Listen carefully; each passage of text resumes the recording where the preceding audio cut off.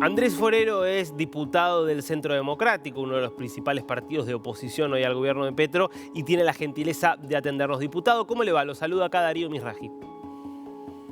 Darío, ¿cómo estás? Un saludo para ti, un saludo para todas las personas que nos ven en este momento. Empecemos por esto último, que en su momento generó mucha preocupación, aunque fue un poco desestimado desde el gobierno. ¿Cómo está siguiendo la investigación a partir de la denuncia que hizo el fiscal Barbosa de un plan, un supuesto plan del ELN para atentar contra su vida?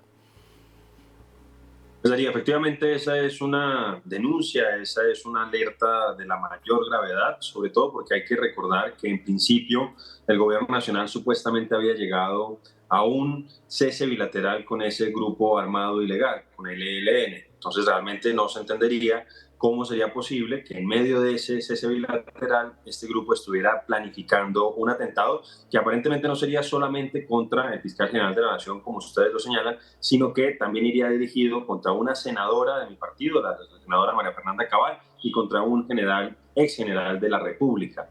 Hay que decir también que lamentablemente hay mucho escepticismo a propósito de este cese bilateral y sobre todo las eventuales negociaciones que se cierren con ese grupo armado ilegal, porque pocos días después del anuncio del cierre salió uno de las dirigentes, una de las cabecillas del ELN, Pablo Beltrán, a decir supuestamente que el gobierno había estado de acuerdo con que la finalidad, o mejor dicho, que al final de la negociación el grupo armado ilegal, el ELN, no tenía que dejar las armas. Entonces muchos nos cuestionamos cuál es la finalidad, cuál es el objetivo, cuál es la meta de un proceso de negociación de paz con un grupo de esa naturaleza, si al final del día ellos no van a entregar las armas, sino que en cierta manera van a seguir chantajeando de manera permanente al pueblo colombiano.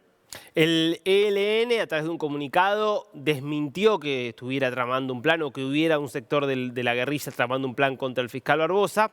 Y hay sectores del gobierno que dicen que le creen al ELN y dicen esto todo forma parte de un plan del cual formaría parte Barbosa y también sectores de la oposición para torpedear el diálogo de paz contra el ELN. ¿Usted descarta esa posibilidad?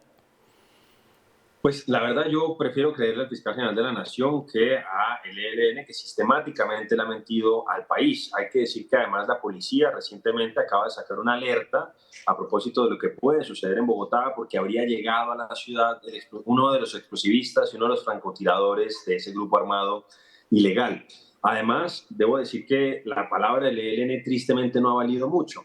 Antes de que supuestamente se firmara ese cese bilateral, había un mes de prueba más o menos, donde ellos se habían comprometido a no adelantar acciones ofensivas y lamentablemente eso no sucedió, mejor dicho, incumplieron su palabra. De hecho, el día de hoy amanecimos con una situación bastante crítica en un departamento que es fronterizo con Venezuela, que es norte de Santander, donde le tiraron un artefacto explosivo a una sede de policía y ese es un lugar donde históricamente el ELN ha tenido mucha fuerza y mucho control territorial. Entonces, la verdad, yo no confío mucho en el ELN. Me parece que esta es una alerta que obviamente tiene que ser investigada a profundidad. Me parece, como lo decía el fiscal general de la Nación, irresponsable de parte del señor alto comisionado de paz que en cierta forma de plano esté desconociendo esos riesgos. Sobre todo teniendo en cuenta, vuelvo a insistir, en el historial de victimización que ha tenido ese grupo armado ilegal. Y una cosa que nosotros hemos criticado mucho, Darío, ha sido la falta de exigencias concretas por parte del gobierno nacional. En ese supuesto cese bilateral no hay un compromiso del ELN para dejar la extorsión, para dejar el secuestro, para dejar algo tan esencial o tan básico como, por ejemplo, el reclutamiento de menores. Entonces, nosotros sentimos que el gobierno está, en cierta manera, por cuenta de las dificultades políticas que está viviendo, por cuenta de los escándalos del hijo del presidente, del ex embajador de Colombia en Venezuela, de todo lo que ha sucedido en torno a su campaña, está tratando de dar una fuga hacia adelante con una negociación donde él está en una posición debilitada. Y cuando tú negocias en debilidad, pues naturalmente, o desde la debilidad, pues naturalmente, pues terminas cediéndole muchas cosas a tu contraparte, y en este caso yo creo que es evidente que está sucediendo con ese grupo armado ilegal. O sea, ustedes no están en desacuerdo con que haya un diálogo y una negociación de paz con el ELN, sino que están en desacuerdo con las concesiones o con la posición con la cual el gobierno está llevándolo adelante.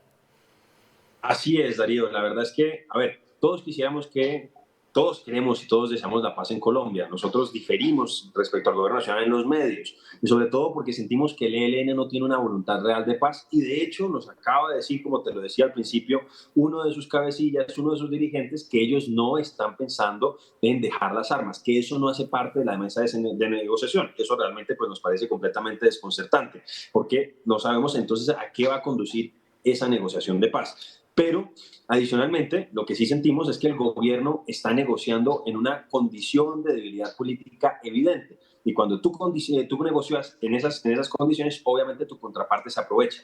Hay que recordar que el presidente de la República había anunciado un cese bilateral, no solamente con esos grupos armados ilegales, con ese grupo armado ilegal, perdón, sino con otros adicionales el último día del año 2022, el 31 de diciembre.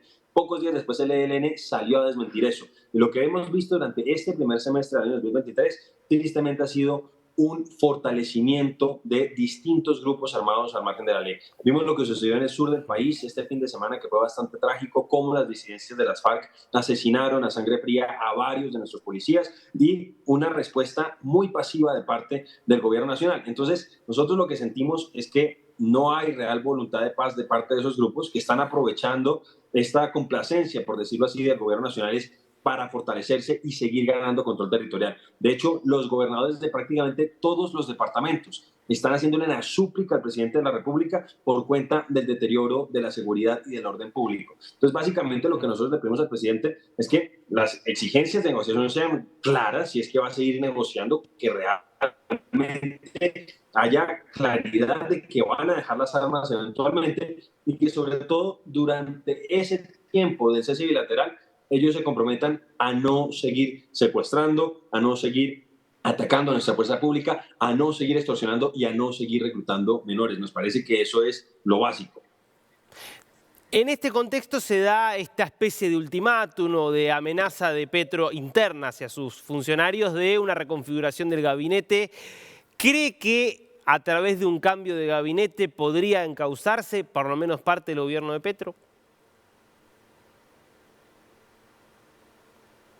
Pues Darío, mira, yo he estado diciendo, pues yo fui concejal de Bogotá, no me tocó cuando el alcalde era Gustavo Petro, pero pues obviamente sí seguí muy de cerca lo que sucedía en la ciudad.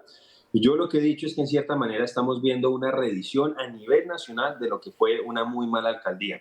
Entonces, tú nos dices que va a haber un cambio de gabinete, pero es que ya prácticamente antes de que se terminara el primer año de gobierno, el presidente había cambiado a la mitad de su gabinete.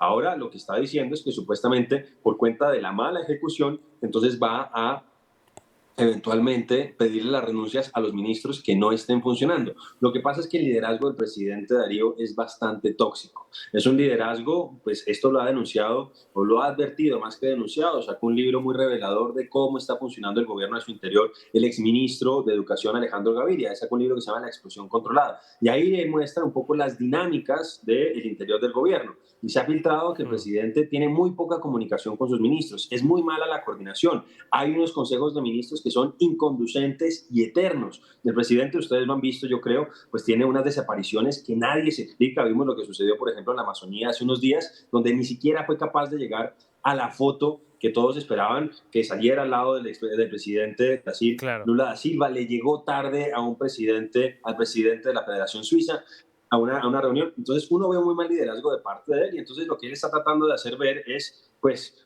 que por cuenta de los malos resultados que está evidenciando su gobierno, entonces él está tratando de mostrarse duro. Pero hay otra lectura, y es que tú lo decías al principio, se desconfiguró y se rompió la coalición de gobierno. Entonces hay quienes somos un poco más suspicaces y pensamos que esto puede ser una forma en que él esté tratando de reconfigurar esa coalición, chantajeando a los partidos que todavía tienen representación política, diciendo, oiga, mire, si no me apoyan las reformas, en particular la reforma de la salud y la reforma pensional, que hoy están en este momento pendientes del segundo debate, uno en el Senado y otro en la Cámara, entonces les voy a terminar sacando a esos ministros. Pero además una cosa, porque ha sido un debate amplio en estos últimos meses, la poca ejecución, sobre todo porque ayer salió una cifra muy preocupante, Darío, del DANE, que es nuestro departamento de estadística, y que dice que la economía colombiana se frenó, 0.3% de crecimiento en el último trimestre, en el segundo trimestre de este año con respecto al año pasado, y un decrecimiento con respecto al primer trimestre de este año. Entonces, hay una preocupación grande y sentimos que el gobierno, que debería estar jalonando un poco la economía en esta situación difícil, tristemente no lo está haciendo. Claro, ahora, en este contexto, diputado, si no hay posibilidad de una reconfiguración del gobierno, de que el gobierno logre reconstruir esa coalición que en algún momento creó la expectativa de que podía llevar adelante sus reformas, ¿qué es lo que queda? Porque estamos hablando de un gobierno que tiene apenas un año. ¿Cómo se sobrellevan los 3 años que quedan por delante? Pues Darío, y eso que no hemos hablado de otro elemento que le está restando mucha gobernabilidad, que es precisamente el tema de los escándalos de corrupción relacionados Correcto. con su hijo y con personas muy cercanas al gobierno, que obviamente eso le resta gobernabilidad y hace que el presidente, en lugar de centrarse en el gobierno, decida centrarse es en la defensa a propósito de esas denuncias. Y las denuncias siguen y siguen saliendo. Ahora se denunció que en un departamento del oriente colombiano personas vinculadas al narcotráfico habrían apoyado la campaña del presidente, etcétera, etcétera. Y le está sucediendo, siento yo, al presidente algo parecido a lo que le pasa al presidente Gabriel Boric en el caso de Chile, que también tiene un gobierno relativamente joven, por decirlo así, y que está cada vez con menos gobernabilidad. Entonces, yo siento que el presidente, además, en este momento tiene una dificultad grande porque se avecinan elecciones regionales en octubre.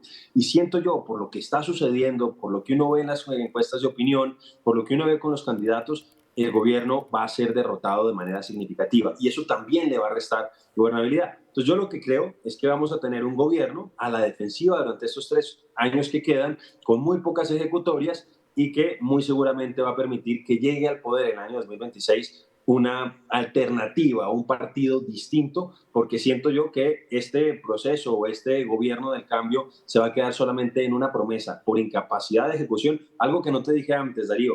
Esta incapacidad de ejecución, muchas personas, muchos analistas la están asociando a que el gobierno sacó a personas técnicas que había en los ministerios desde hace ya bastantes años, que habían sobrevivido a distintos gobiernos, los cambió por activistas y los activistas han tenido esos problemas de ejecución. Entonces yo siento que va a ser Claro. 3 años donde el presidente seguramente va a estar defendiéndose de esos escándalos sin mucha capacidad de maniobra en el Congreso y con poca ejecución. Él debería entender que la radicalización no conduce a nada, sino que a la paralización de su gobierno y del país. Diputado Forero, muchísimas gracias por este tiempo con DNews. A ustedes muchísimas gracias. Saludos.